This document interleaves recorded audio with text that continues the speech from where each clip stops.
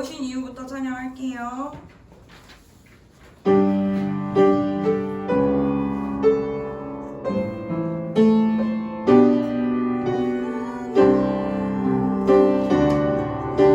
이 세상 가장 아름다운 이 세상 가장 아름다운 순종의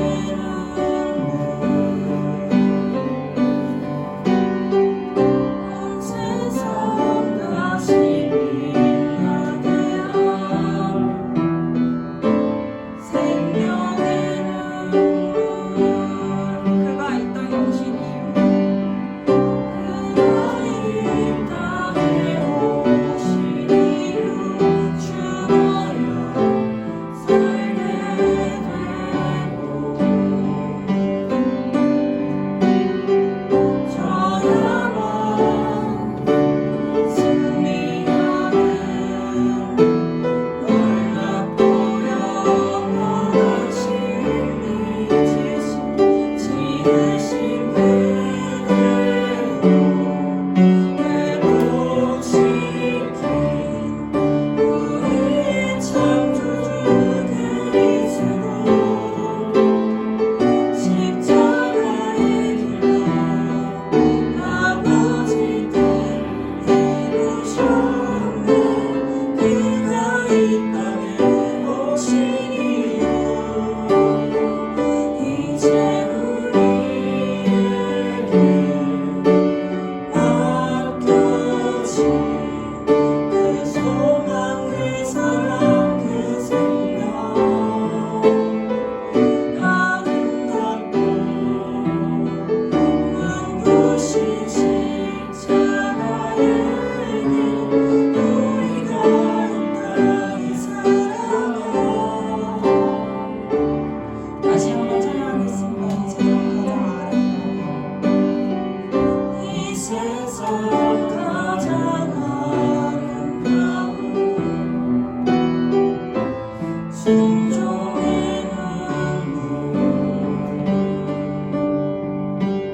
온 세상 다시 빛나게 한 생명의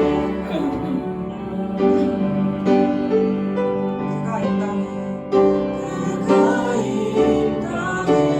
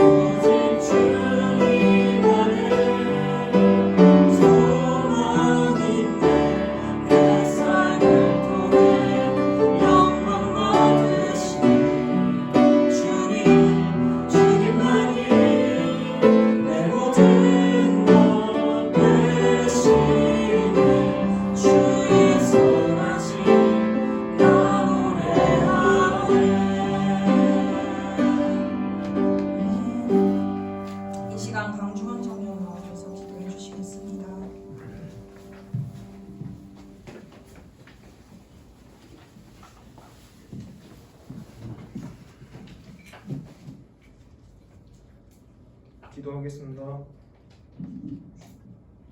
주님, 오늘 주기 전에 나와 예배하게 하여 주신 것에 감사드립니다. 요즘 날씨가 꽤나 더우며 코로나가 다시 발병하고 있습니다. 조심하며 아프지 않을 수 있도록 도와주세요. 눈앞에 있는 내 주위에 있는 우상들이 아닌 주님을 믿고 따를 수 있도록 도와주세요. 오늘 이 자리에 모인 청년들, 새롭게 오신 청년과 목사님 모두가 주님의 은혜 받을 수 있도록 도와주세요. 목사님께서 말씀 전하실 때 성령님께서 함께 하셔서 성령의 능력을 더하여 주시옵소서. 그 말씀으로 한 주간 살아갈 수 있도록 도와주세요. 예수님의 이름으로 기도드렸습니다. 아멘.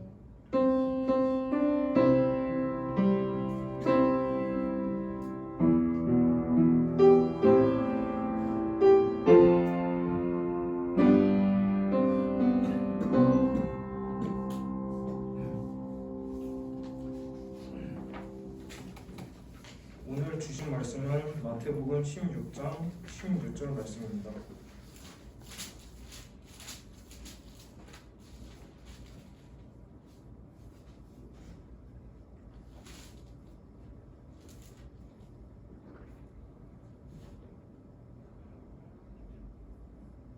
모두 찾으셨으면 함께 읽겠습니다. 시몬 베드로가 대답하여 이르되 주는 그리스도시요 살아계신 하나님의 아들이시니이다. 아멘. 이 시간 목사님 나오셔서 예수는 그리스도이시다라는 제목으로 말씀 전해 주시겠습니다.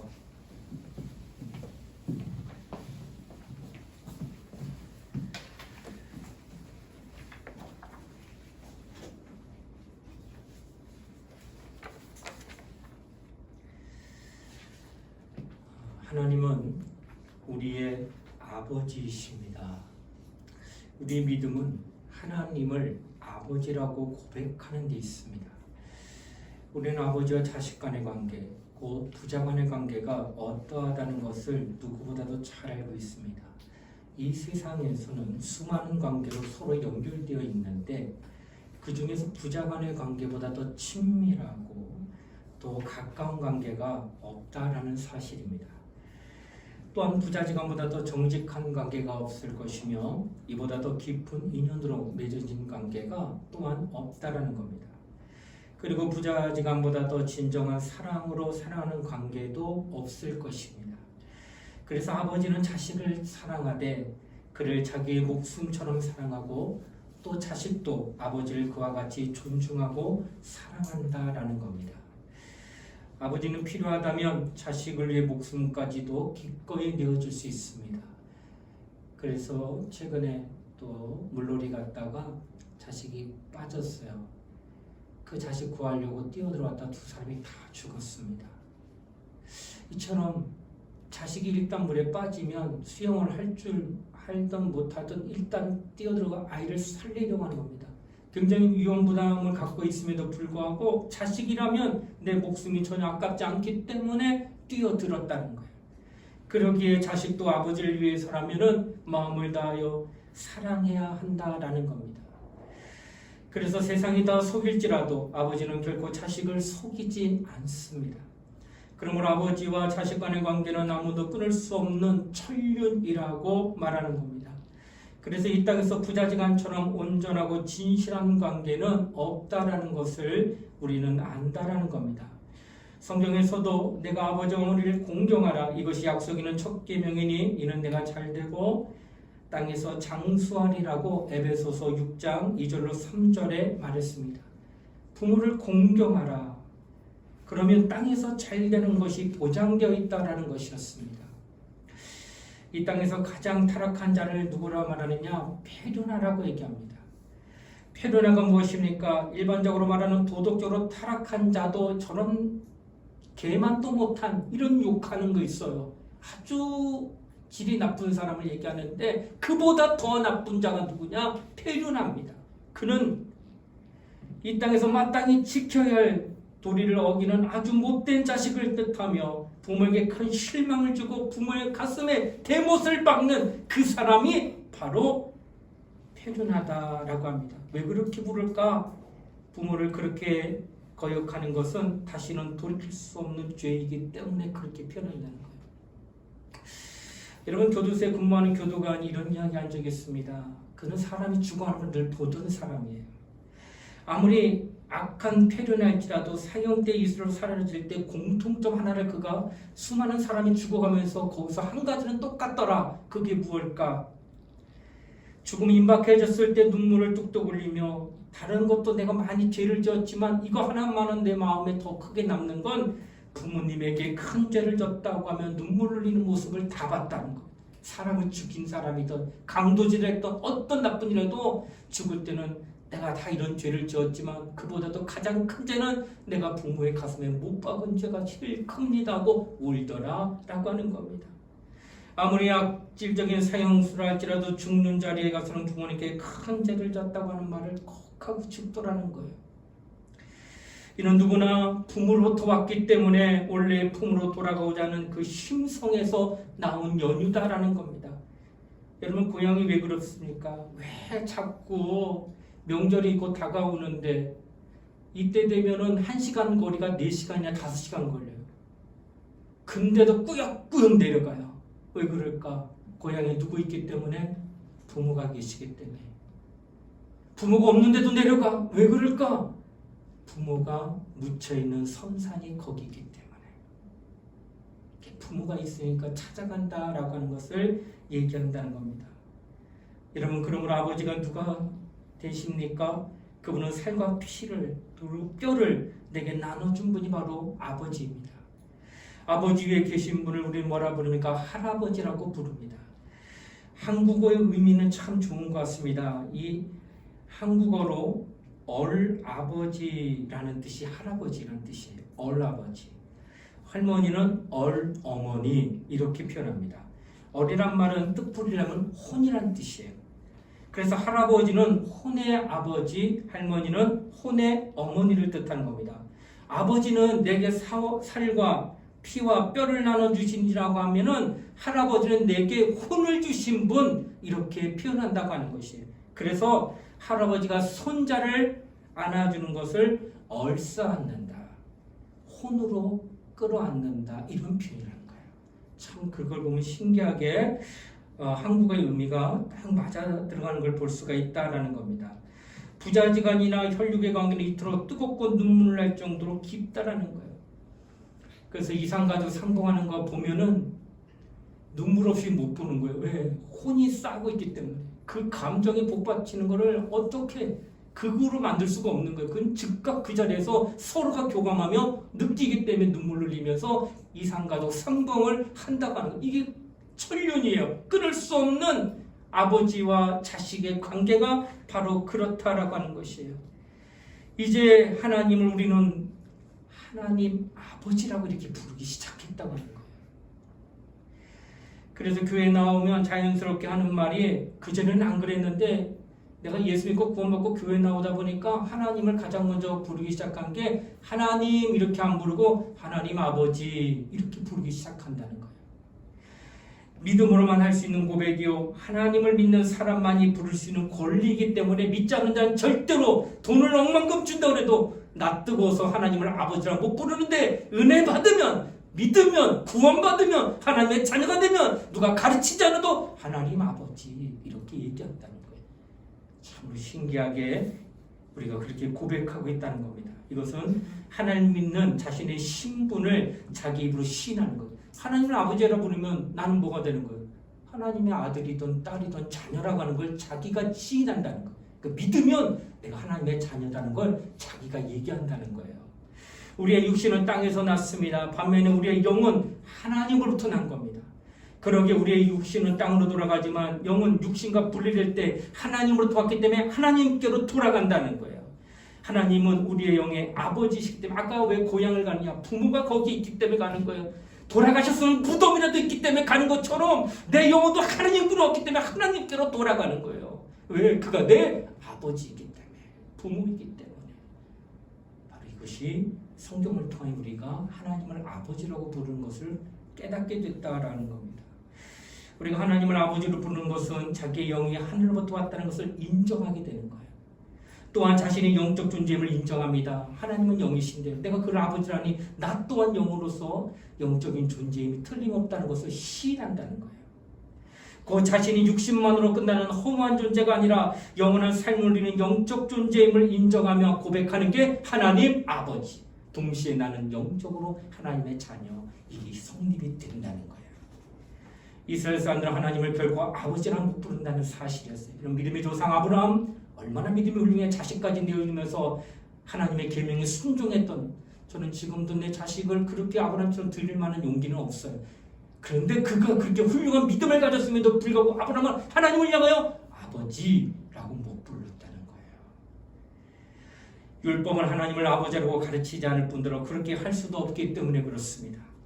그리고 율법 아래서는 하나님을 아버지라고 부를 수 있는, 그 하나님의 자녀가 될 수 있는 길이 전무하다는 사실이에요. 아무리 율법을 훌륭하게 잘 지키고 율법대로 하나님 주신 계명대로 순종한다 할지라도 하나님 주신 게 분명히 맞는데 그럼에도 불구하고 그걸 100% 지켜도 그것을 주신 하나님을 향하여 아버지라고 결코 못 부른다. 율법에는 자녀가 될 수 있는 아들의 영이 없을 뿐 아니라 양자의 영이 없는 까닭이다. 그래서 율법 안에서는 결단코 하나님을 아버지라고 부르지 못한다는 거. 왜? 아들의 영이 없기 때문에. 그에게 최초로 하나님을 아버지라고 부르신 분이 있습니다. 이 땅에. 그가 바로 예수님입니다. 이는 율법 아래 있는 자들로서 상상할 수 없는 일이었어요. 율법 아래 있는 자들은 하나님 아버지라고 부를 수 있는 자는 딱 한 사람이 있어요. 누구예요? 아브라함. 아브라함이라는 말의 뜻은 아버지라는 뜻이 그 안에 내포되어 있습니다. 그래서 아브라함만이 그들의 조상이라고 지금도 여기고 있다는 거예요.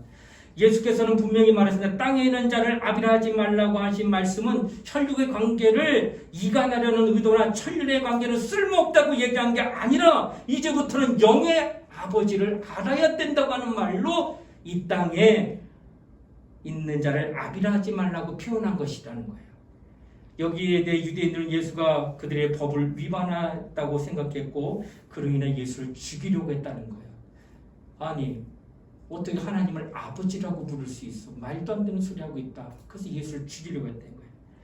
이스라엘 사람들의 믿음에서 가장 큰 자부심이 각자가 갖고 있는 것 같고, 근데 하나는 아브라함이 자신들의 조상이요 육신의 아버지라고 하는데 그 마음이 하나로 다 뭉쳐져 있어요. 그들은. 그래서 그들의 최고의 꿈은 죽게 되었을 때 누구의 품에 들어가느냐? 아브라함의 품에 가고 싶어 한다는 거예요. 그래서 누가 보면 16장 부자와 나사로의 이야기에도 나사로 가지고 아브라함 품에 들어가고 이런 표현을 그때 쓰는 거예요. 왜? 죽으면 우리는 누구에게? 우리 혈육의 조상이 되는 아브라함의 품에 가는 게 그들의 꿈이기 때문에 그렇게 언급했다는 거예요. 또 아브라함이 그들의 아버지에게 부자는 아버지 아브라함하며 아브라함에게 부르짖는 거예요. 그들은 모두 아브라함을 그렇게 아버지라고밖에 부를 수 없다는 거예요. 이와 같이 그들의 믿음의 절정은 최고로 아버지로 생각하는 것은 아브라함 품밖에 없다라는 것을 성경은 얘기합니다. 그러나 예수는 이제부터 너희의 아버지는 하늘에 계신 하나님이다 라고 말씀합니다. 이것은 이스라엘에게는 상상할 수 없는 엄청난 일이며 우리에게는 가히 상상할 수 없는 엄청난 은혜가 나타나기 시작했다는 겁니다. 이제 예수 그리스도 안에 있는 자들은 하나님을 아버지라고 부르게 됩니다. 이스라엘은 죽은 뒤에 아브라함에 들어가는 것이 가장 큰 꿈이며 소망이라고 표현할 수 있습니다. 그러나 우리의 꿈은 예수께서 하나님 아버지 품으로 돌아가신 것처럼 우리도 이제는 하나님 아버지 품으로 돌아가는데 있다는 거예요. 이게 얼마나 큰 차이가 있는지 아세요? 사람인 아브라함의 품에 들어가는 것을 소망으로 갖는 자고 하나님 아버지 품에 들어가는 소망을 가진 자들은 이 신분의 격이 얼마나 크다고 하는 것을 알 수가 있다라고 하는 것이에요. 육신은 땅에서 났기 때문에 흙으로 돌아갑니다. 다 사라집니다. 우리의 영은 하늘로부터 왔기 때문에 하늘 아버지께로 돌아간다는 거예요. 왜냐하면 하나님과 우리는 아주 깊은 부자관계, 끊을 수 없는 천륜과 같은 그 같은 영적으로 맺어진 관계가 되었기 때문에 돌아간다라고 하는 것이에요. 이런 불교에는 인도 환생이라는 것이 있어요. 인도 환생은 다른 말로 윤회설을 뜻합니다.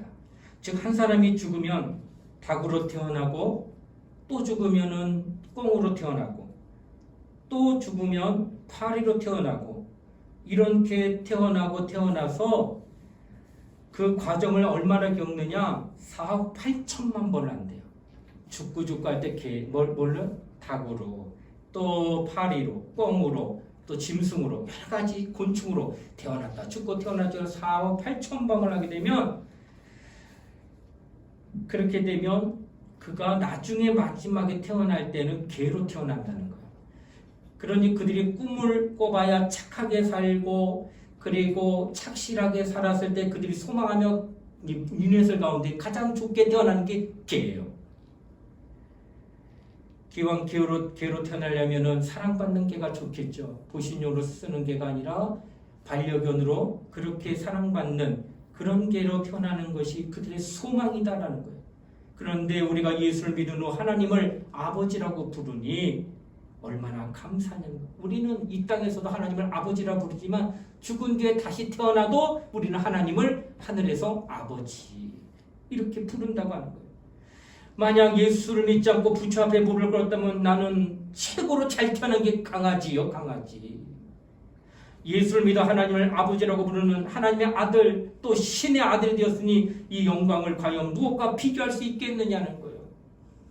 그러니 다른 종교하고는 이건 상대가 안 되는 거예요. 그들이 아무리 착하게 살고 남을 살생 안 하고 뭐 이렇게 노력하고 살고 깨끗하게 살다가 죽으면 그렇게 살다가 나는 게 개밖에 안 되지만 우리는 하나님을 아버지라고 부르는 신의 아들, 하나님의 아들, 하나님의 딸, 이걸 어떻게 영광을 비교할 수 있겠느냐라고 하는 것입니다. 자, 그러면 하나님은 어떤 아버지십니까? 한국에 예수가 처음에 전파될 초창기 때였습니다. 할아버지 이게 대가족이 살잖아. 근데 가족이 다 예수 믿었어요. 그러니까 밥상머리에 다 앉았는데 할아버지가 기도합니다. 하나님 우리 아버지 이렇게 감사를 드리니까 손자도 각기 제각기 기도하니까 손자가 하나님 우리 아버지 이렇게 또 기도하더라는 거예요. 그러니까 할아버지가 들으니까 내가 하나님을 아버지라고 불렀으면 너는 하나님을 아버지라고 부르면 안 되고 할아버지를 아버지라 말고 증조 할아버지, 그러니까 하늘에 계신 증조 할아버지 이렇게 불러야 맞다라고 이렇게 했다는 거예요, 예전에. 자, 여러분 어때요? 믿는 자라면 누구든지 상관없이 하나님을 아버지라고 부르는데 이렇게 천수가 할아버지, 아버지, 손자 각각 하나님을 만나는데 할아버지가 하나님을 믿었기 때문에 내가 내 손자가 믿을 때는 증조 하늘에 계신 하나님 아버지, 고조 하늘에 계신 하나님 아버지 이렇게 불러야 되느냐? 아니다는 거예요. 이걸 어떻게 설명할까? 예전에는요, 아이가 태어나면은 이게 얼마까지 살지 모르기 때문에 당시에 굉장히 열악한 환경, 의료진도 발달되지 않으니까 지금은 하나 아니면 둘밖에 안 낳잖아요. 예전에는 한타스 낳았어요. 그러니까 저희 할머니가 16살 때 시집 온 거예요. 그로부터 계속 아이를 낳은 거예요. 낳고. 그러니까 저희 아버지는 그나마 그래도 6남매 정도밖에 안 되는데 저희 처가 때 이건 10남매인가 8남매 뭐 이렇게 난다는 거예요. 자, 이렇게 되면 어떻게 해야 될까? 첫째 장남이 있고 말째가 있는데 그 텀이 약 25년 걸려요. 8명, 10명 날 때면. 그러면 첫째가 결혼해서 낳는 애하고 부모가 낳은 마지막 말째 애하고 어때요? 나이 차가 거의 없어요. 어쩌면 똑같은 연령의, 그러니까 큰 며느리가 임신하고 시어머니가 임신해서 낳은 아이가 똑같이 나올 수 있다는 거예요.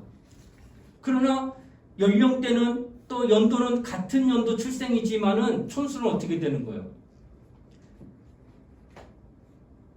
아버지가 낳은 말째 아들은 직계이기 때문에 여전히 아버지라고 말하지만 큰아들이 낳은 아들은 손자이기 때문에 연령대는 같아도 할아버지라고 부른다는 거예요. 자, 이와 같이 큰아들부터 말째까지 25년의 세월이 있어서 이렇게 걸쳤지만은 모두가 여러분과 나는 하나님과의 직계라고 하는 거예요. 그래서 하나님을 향하여 다 나갈 때는 하나님 아버지라고 칭하는 거지 증조 하나님 아버지, 고조 하나님 아버지 이렇게 부르지 않는다는 거예요. 그래서 하나님과 우리의 관계는 직계로서 각각 하나님을 향하여 아버지라고 그렇게 부르게 된다라는 거예요. 그래서 하나님으로부터 나온 양자의 영을 받은 자들은 우리 모두를 뭐라 하냐 그의 형제라 직계로 모두 다 하나님 앞에 아버지라고 부를 수 있는 자 이렇게 표현한다라고 하는 거예요. 이처럼 과거의 믿음의 선진들과 오늘날 우리 사이에 수천 년의 연대가 벌어졌다 하더라도 육신적으로 보면은 뭐 몇 대가 넘어갔죠. 하지만 이 모든 이의 영은 아버지부터 직접 나왔기 때문에 직계로서 하나님 아버지, 내 자식도 하나님 아버지, 내 손자도 하나님과 관계에서는 하나님 아버지일 뿐이다 라고 하는 것을 성경은 말씀하고 있다라고 하는 것입니다. 하나님을 아버지라고 고백하는 것은 자신의 영적인 존재를 분명히 인정하고 부른다고 성경은 우리가 지금까지 얘기했습니다. 이것은 자신의 영이 하나님으로부터 나왔다는 사실을 시인하는 것이요, 또 이렇게 시인하는 것이 바로 우리의 신앙이다라는 겁니다. 그래서 하나님을 아버지라고 부르고 땅에 있는 자를 아비라 하지 말라고 당부하여 우리에게 말씀하셨다라는 거예요. 자, 하나님은 예수만을 유일하게 그리스도로 칭하셨고, 이는 그리스도라는 건 기름 부음 받은 자. 그러니까 예수 그리스도 할 때 예수는 하나님의 이름이고 그리스도는 직분이에요. 무슨 직분? 하나님께서 과거의 구약에 하나님의 일을 맡길 때 기름을 부었어요. 그래서 누구에게 붓고? 왕에게 붓고, 그 다음에 선지자에게 붓고, 그 다음에 제사장에게 이렇게 기름을 부었어요. 하나님이 직분을 주실 때. 그러니까 예수에게도 그리스도라는 직분을 주었기 때문에 기름을 부었어요. 성령으로. 그가 이 땅에 오셔서 직분으로 행하신 것이 과연 무엇이더냐? 그것은 바로 하나님의 비밀을 드러낸 이거예요. 하나님의 비밀을. 그래서 골로새서 2장 2절에 성경은 그 부분에 대해 이렇게 말씀하고 있습니다. 이는 저희로 마음의 위안을 받고 사랑 안에서 연합하여 원만한 이해의 모든 부유에 이르러 하나님의 비밀인 그리스도를 깨닫게 하려 합니다. 하나님의 비밀인 누구요? 그리스도. 기름을 부음으로 말미암아 하나님만이 알고 있던 비밀을 드디어 그의 사역을 통하여 나타나게 했다는 거예요. 그래서 예수를 보면 하나님의 비밀을 발견할 수밖에 없다는 거예요. 왜? 비밀을 갖고 오신 분이기 때문에. 그렇다면 그 비밀의 사명은 과연 무엇일까? 그것은 바로 하나님께서 그에게만 하나님의 모든 일을 허락하시고, 또 예수는 사람으로서 하나님을 아는 유일한 분으로 이 땅에 오시고, 또 하나님만이 하실 수 있는 그 일을 기름을 부어서 그에게 행하게 함으로 하나님이 나타내셨던 감췄던 비밀을 밝히 드러내게 했다고 하는 것을 성경은 계속 증거하는데, 그래서 요한복음 10장 9절에도 말씀하시기를 내가 문이니 누구든지 나로 말마 들어가면 구원을 얻고 또는 들어가면 나오면 꿀을 얻으리라. 그러니까 예수로만 비밀을 알려주려고 예수를 보냈는데 예수 외에 다른 것으로 내가 하나님을 알고 하나님의 비밀을 깨닫겠다고 나오는 그는 절도요 강도라는 거예요. 그러니까 예수를 초월해서 하나님의 비밀을 알려는 자, 그것은 잘못됐다고 성경은 말씀하고 있다는 것입니다.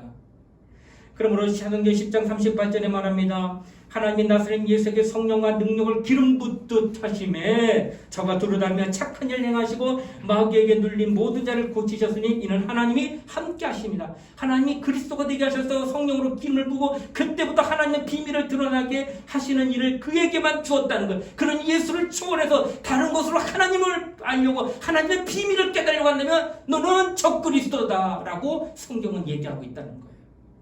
이와 같이 예수만이 성령과 기름으로 능력으로 기름 부음을 받으셨다고 성경은 증거합니다. 또 하나님도 예수에게만 하나님 자신을 나타내주어 보여주셨기에 예수로만 하나님을 알게 되는 겁니다. 그러기에 예수를 모르는 사람은 하나님을 결코 알지 못한다는 거예요. 나는 예수 없이도 나는 기도하는 건데 하나님 알았습니다. 거짓말한다는 거예요. 왜? 예수는 하나님은 눈에 보이지 않고 자신을 나타낼 수 유일한 방법으로 하나님의 비밀인 예수를 이 땅에 보내셨다는 거예요. 그러니까 예수 아니면 절대로 하나님을 알 수가 없다라고 하는 것을 성경은 이야기하는 겁니다. 그렇다면 예수께 있는 하나님의 비밀은 과연 무엇일까? 예수께서 요한복음 11장 25절에 말합니다. 나는 부활이요. 즉 부활은 하나님이 그리스도에게 베푸신 그리스도만이 소유하고 계신 유일한 비밀이다. 뭐가? 부활이라는 거였어요. 인류 역사상 예수 밖에서 부활에 관한 소식을 들어본 일이 없습니다. 예수 안에 들어와 비로소 예수만이 부활에 대해 말씀하시고 또 그 부활을 직접 보여주심으로 말미암아 부활이라고 하는 것을 알게 하셨는데 이 부활은 예수 안에서만 발견했다는 거예요. 그래서 예수 이전에도 인류가 있었고요. 예수 이후에도 인류가 있었지만 오직 예수를 통하여 하나님의 비밀은 부활을 보여주셨다는 거예요. 구약의 언약 율법의 모든 것이 비유로 되어 있기 때문에 이것은 절대 예수를 알 수가 없다는 거예요. 그래서 비유로 제사 지낼 때 양을 잡고 비둘기를 잡고 소를 잡고 염소를 잡기로 했다는 거예요. 이는 비유예요. 그런데 뭐가 맞냐는 거예요. 어떤 사람은 양을 드려야 맞다고, 어떤 사람은 소를 드려야 맞다고, 어떤 사람은 비둘기 드려야 맞다고, 어떤 사람은 염소를 드려야 맞다고 하며 각자 비유인 그것을 서로 크게 자기가 드리는 게 맞다라고 하며 혼동하고 있다는 거예요. 이는 왜 그럴까? 비유이기 때문에 그렇게 혼동하는 겁니다.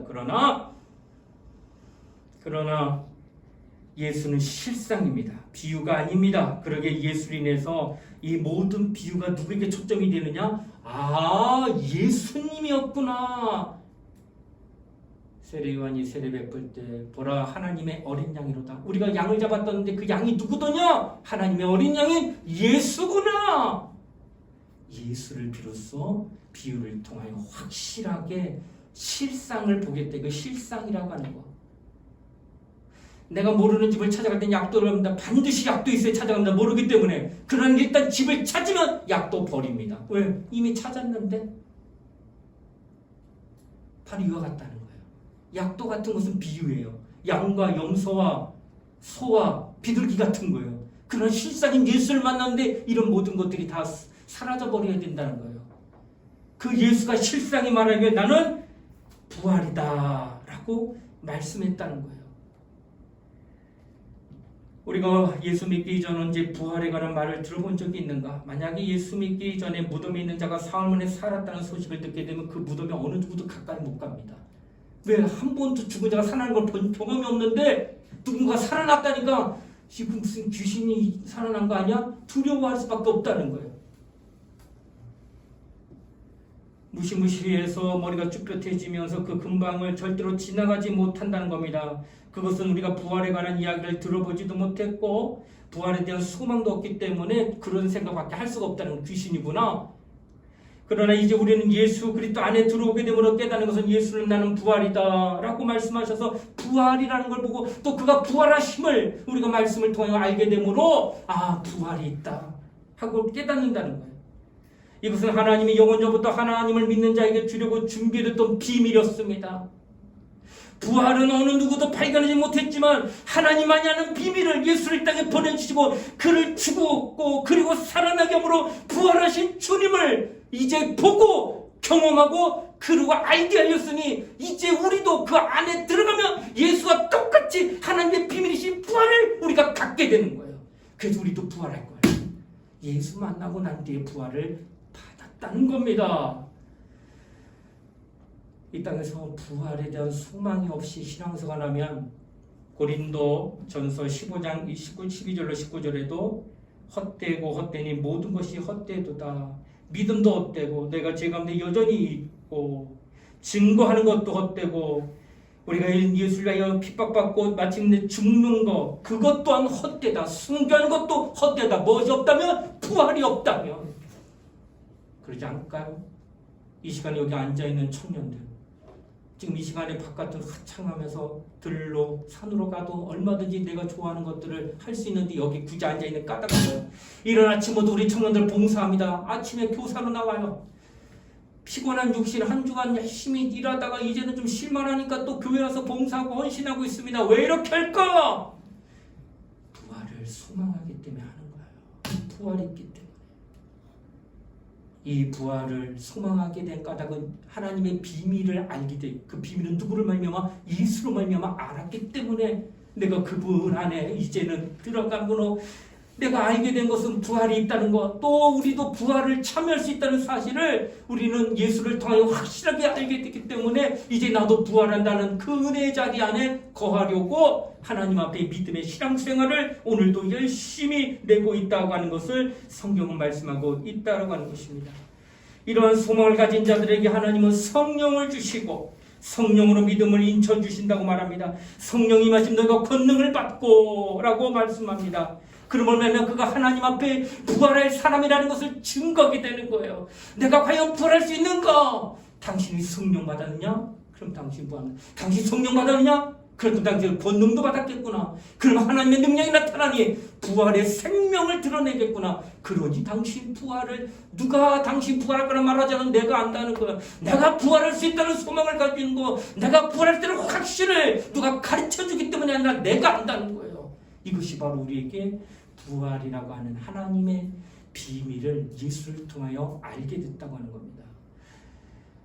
부활절에만 우리가 부활을 논하는 게 아니라 우리는 일평생 부활을 소망해야 됩니다. 그래야 타락하지 않아요. 그래야 신앙 포기하지 않아요. 그래야 끝까지 믿음을 유지하고 갈 수 있습니다.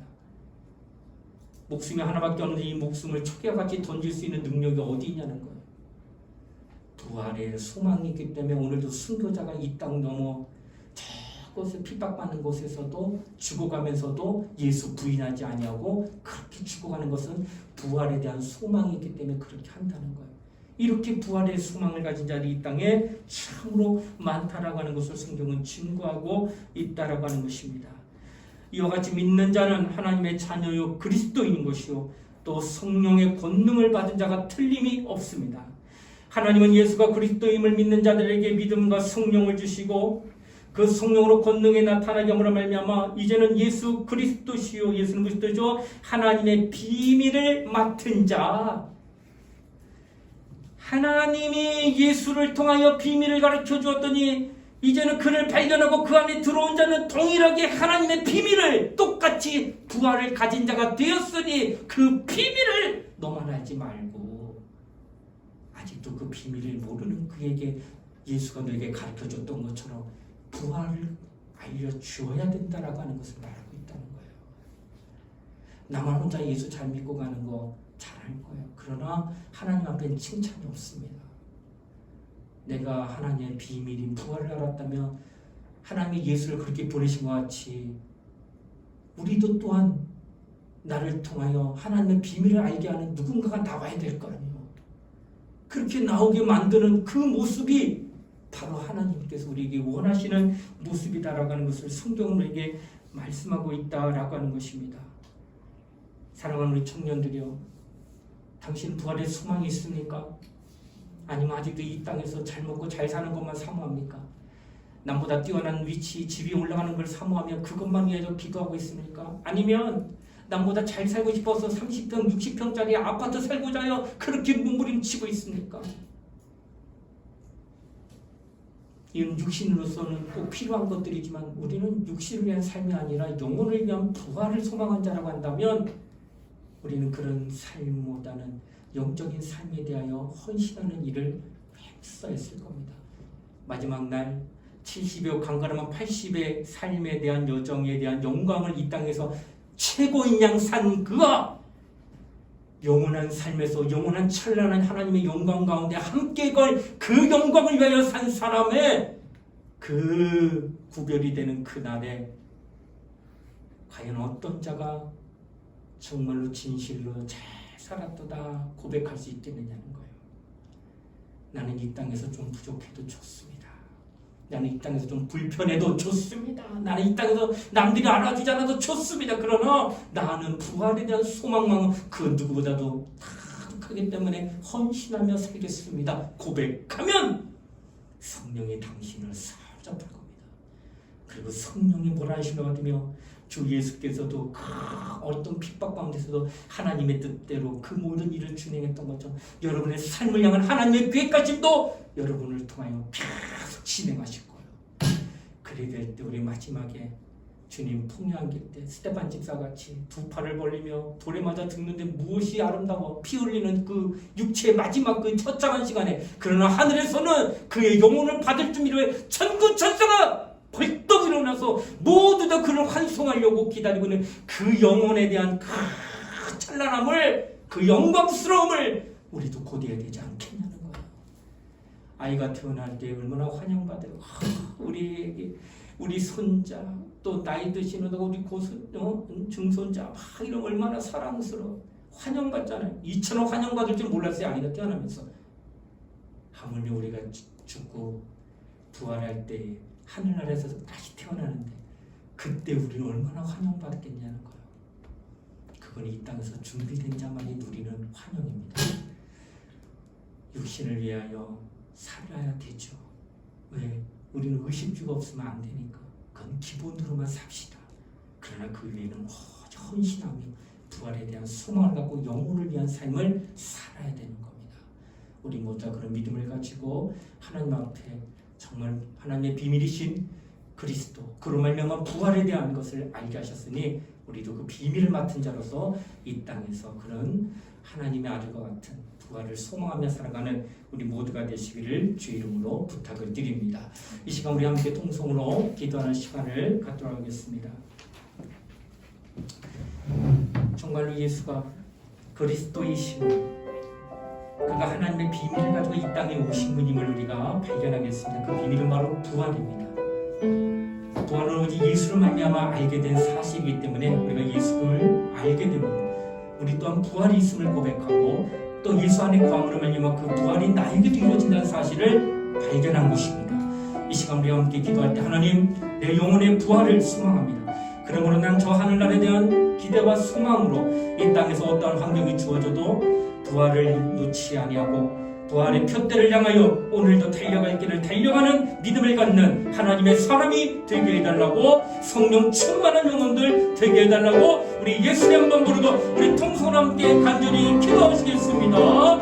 예수여 하나님 아버지 감사드립니다. 오늘도 하나님 우리 가운데 우리 모든 영혼들 내가 이루시길 바랍니다. 하나님을 아버지라 부르는 우리의 심령 우리는 이제 아버지 품으로 돌아갈 것입니다.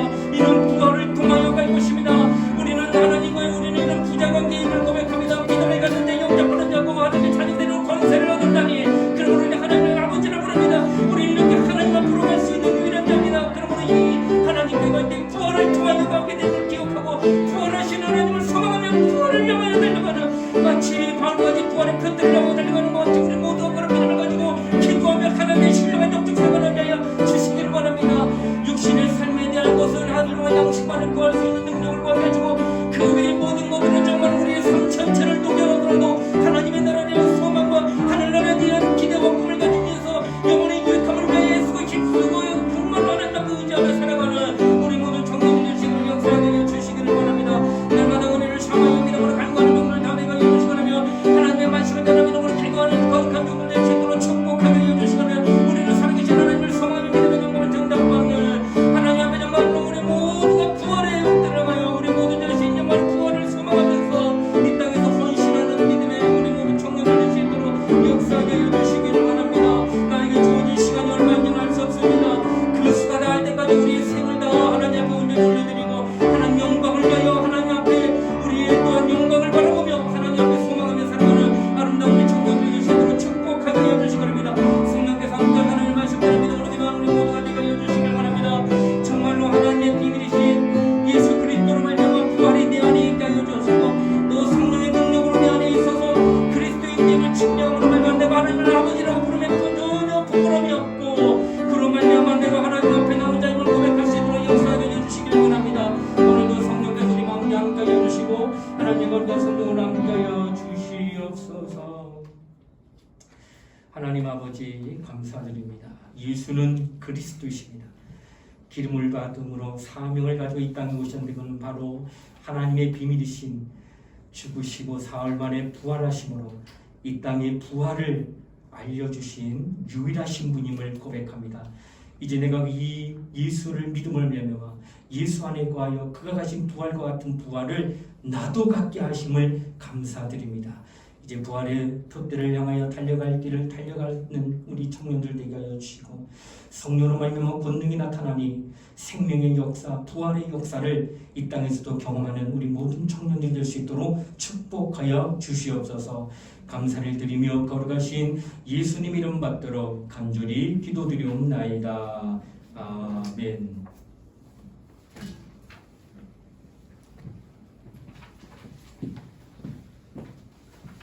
오늘 광고는 특별한 광고는 없고 앞으로 이제 특별한 광고 없으면 5층 쉼터를 꾸미는데 이부 활동을 한다고 알고 계시면 될 것 같습니다. 박지원 청년 나오셔서 찬양해 주시겠습니다. 왜요? 알겠습니다. 그가 오신 이유 찬양하겠습니다.